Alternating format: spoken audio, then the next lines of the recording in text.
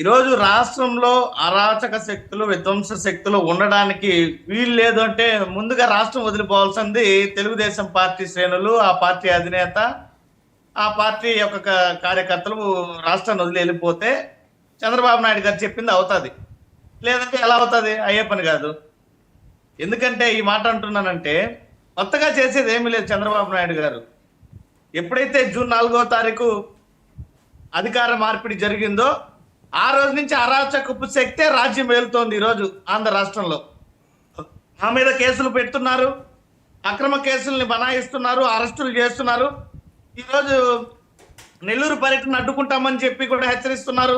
నెల్లూరుకి వెళ్తున్నది కూడా ఒక నాయకుని అరెస్ట్ చేశారని ఆయన పరామర్శించడానికే మా అధినేత వెళ్తున్నాడు.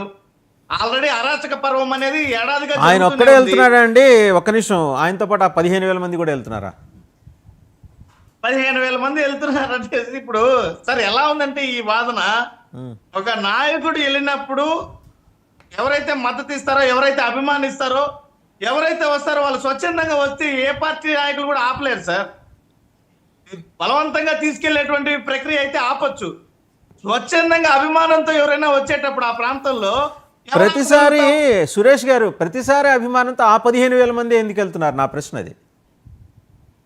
అది అవాస్తవం సార్. ప్రతిసారి ఆ 15,000 మంది ఎక్కడ వెళ్ళడం లేదు. డీజీపీ గారు ఇచ్చిన నివేదికలో ఆ 15,000 మంది పేర్లు ఉన్నాయి.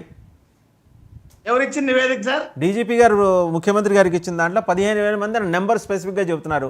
వాళ్ళే వెళ్తున్నారు, పొలాలు గట్లం పడి బైకులు వేసుకుని వెళ్తారు, అరాచకంగా ఏది బళ్ళ మించి దూక్కుంటూ వెళ్తుంటారు. ఏంటండి, కొంచెం 4 ఏళ్ళు ఆగలేరా మీరు? 4 ఏళ్ళు మంచిగా ఉండలేరా మీరు రాష్ట్రంలో? 100% అది తప్పుడు నివేదికే.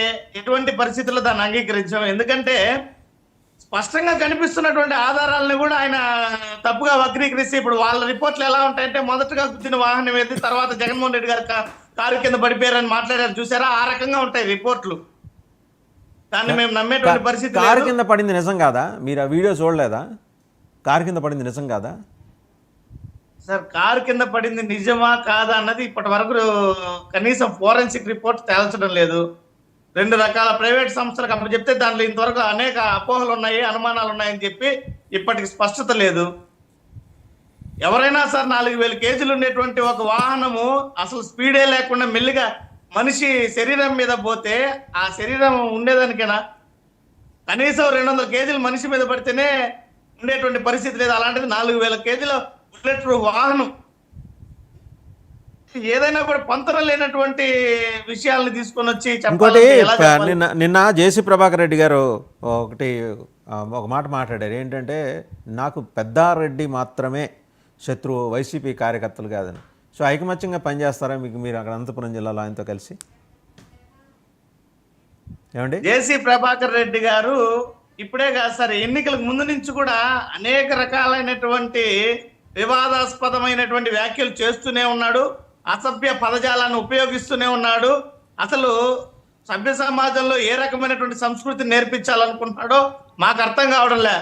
శత్రుత్వాలు, ఫ్యాక్షనిజాలు ఇవన్నీ కొనసాగించేదానికి ఆయనకు అధికారం ప్రజలు ఇచ్చినట్టున్నది తప్ప ఇంకోటి లేదు. ఏం సార్, న్యాయస్థానాలను గౌరవించరా? చట్టాలను గౌరవించరా? ఏప్రిల్ 30వ తారీఖున న్యాయస్థానం కేతిరెడ్డి పెద్దారెడ్డి గారికి తాడిపత్రికి వెళ్ళడానికి అనుమతినిస్తే పోలీసు వ్యవస్థల్ని అడ్డు పెట్టుకొని ఇప్పటి వరకు ఆయన్ని కనీసం తాడిపత్రిలో ఉండనివ్వడం లేదు. నిన్న చూశారు బలవంతంగా తరలించడం. శాంతి భద్రతలకు విఘాతం కలుగుతుందంట. ఇంకెందుకు ఈ వ్యవస్థ, పోలీస్ వ్యవస్థ ఉండేది? శాంతి భద్రతలు కూడా కాపాడలేనటువంటి పరిస్థితుల్లో చేతగాక చేతులు ఎత్తేస్తామనేటువంటి రకంగా వీళ్ళ ప్రవర్తన ఉంది.